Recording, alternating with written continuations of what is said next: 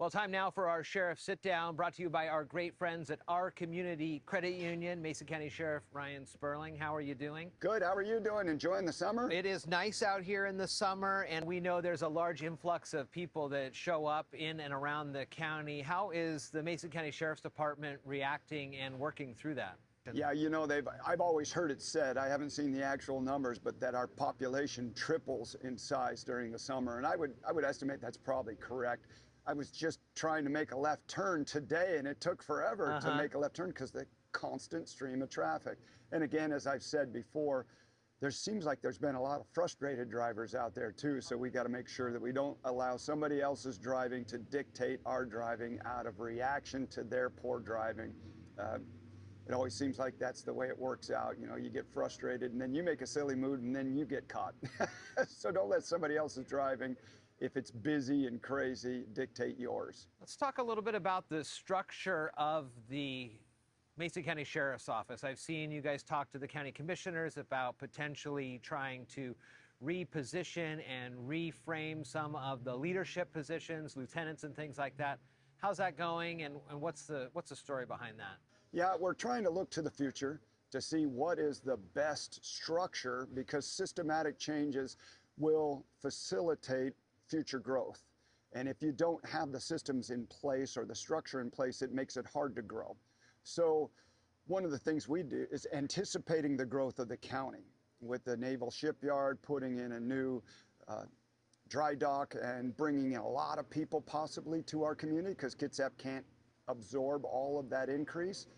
I anticipate our call volume going up, and I took a look at the structure, and so has the command staff. And the one thing we noticed is that we were very patrol-centric.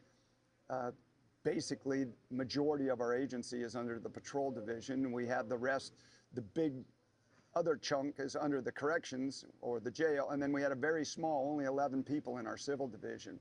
And our civil chief has a different scope of control, span of control, and looking to the future, we want to shift some of those responsibilities, more like what Kitsap and Thurston has. We've taken a look at a lot of other models as well. It's not like we're coming up with it for the first time. And we are actually going to shift potentially detectives and what we call now our core team, which is the Neighborhood Watch, DARE, School Resource, and PIO under the Civil Division instead of under the Patrol Division, so that the lieutenants have a better span of control. Right now, we had 2 lieutenants that were taking almost everything, and we asked for a 3rd lieutenant because the one thing we realize is we're on the cusp of the largest leadership change that the agency has ever experienced in 172 years. And that's because of retirements and other things that are occurring in our agency. We're looking at 2 new lieutenants. We just made the announcement a couple days ago after the board on who is going to be promoted to lieutenant. And that opens up, because of retirements as well, we have 4 sergeant positions out of 7 total on the patrol side that are going to be new, which opens up, I don't even know yet until we make the promotions to sergeant, how many corporal positions. So talk to me a little bit about how that changes structurally, or what the citizens would see. Those don't become just like headquarter office jobs, right? You're not taking people away from the patrol of the county. You're just giving them a better leadership umbrella, or how does that work? Absolutely, and that's a really good question, because, you know, it might seem like, okay, you're putting too many chiefs and not enough Indians, so to speak, and we need people on the streets. Yeah. The lieutenants that we are just promoting will be on the streets with their crews at all times. Because we have such an influx of new sergeants, these sergeants don't have the experience necessarily to know the liability concerns and the risk management things that a lieutenant will be able to coach, mentor, and train. Okay. So what we've done is we put that mid-level management more directly over the sergeants and the corporals, so that they are on scene teaching, mentoring, and coaching. With such a young agency, I mean, like I told you earlier, I just talked to one of our deputies who's got 7 years on, and he's number 3rd in seniority on the patrol side of the house. We've got a very young agency, and we want to make sure that we have the resources to make sure they're making the right decisions. Talk to me a little bit more about what's going on in the county crime-wise. What are you seeing? What have you been able to work on, apprehension, things like that? Boy, our set team has just been doing a great job, and I got to hit it again. That set team is the first time since about 2018 that we've actually been able to be proactive in our approach towards law enforcement and crimes in Mason County. We've been reactive, and that's just been the honest truth, because we haven't had the resources, we haven't had the ability. We've been adjusting to the new laws, and I hate the fact that we're reactive and only going to things that have already happened. I want to get out there, and our people want to get out there and prevent things from happening by being present, by investigating.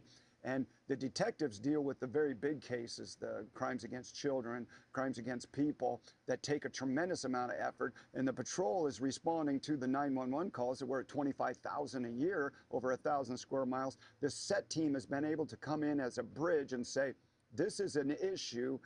Patrol doesn't have the time because they're answering calls for service. Detectives are tied up on the major crimes.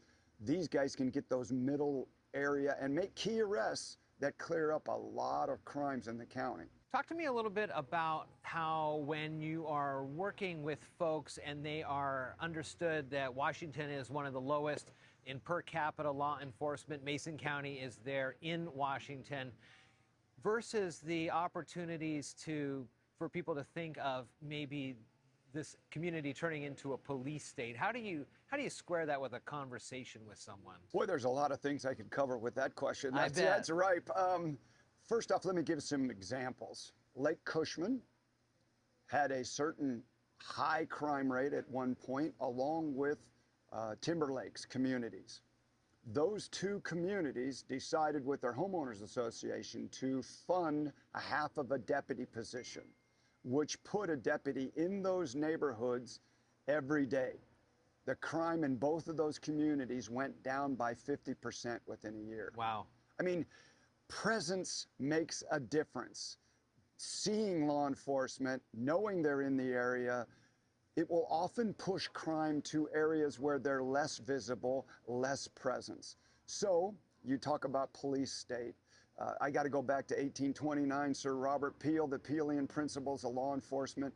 We are a member of the community. We're just the member that gets paid to do the law enforcement functions. It's incumbent upon every citizen to make sure that there's safety in their communities.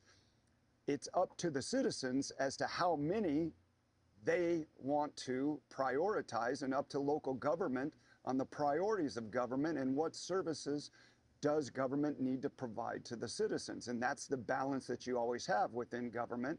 And as it's often been said, government's job is to provide services that the citizens can't provide for themselves. Right. And we don't want to promote vigilantism. We want them to be aware of what's going on, how it's going now. So we don't want a police state, but at the same time, we want enough to actually discourage and prevent and deal with crimes that occur. And I guess, too, a lot of it comes down to the outreach. You just had the National Night Out. And so when people are a little more familiar, a little more humanizing, I guess, when it comes to the law enforcement officials, they get a sense of who they are. That might change that, too. We have to be a member of the community to be successful. The thing that's beautiful about, at least to me, and I've been doing it for a while, about local law enforcement is that we know our community. We know what the community needs. If we're out of touch with the community, we cannot police it correctly. Right. And we don't know the people in the community. Let me give you an example. Some people want law enforcement to be very black and white, but it's not. There's a lot of discretion that comes in there. If I know somebody in the community is struggling with a certain thing and they've made a mistake, I know when to come down hard and when to say, hey, I'm going to give you a break on this one. Next time I'm going to see you, and I will.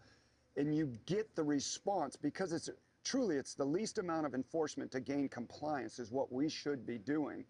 And we need to have that discretion and know the people in our community and know the resources, because my deputies will know, okay, this person's really in a bad situation. I know some resources, or they'll take money out of their pocket and make sure they have what they need because they're a member of the community.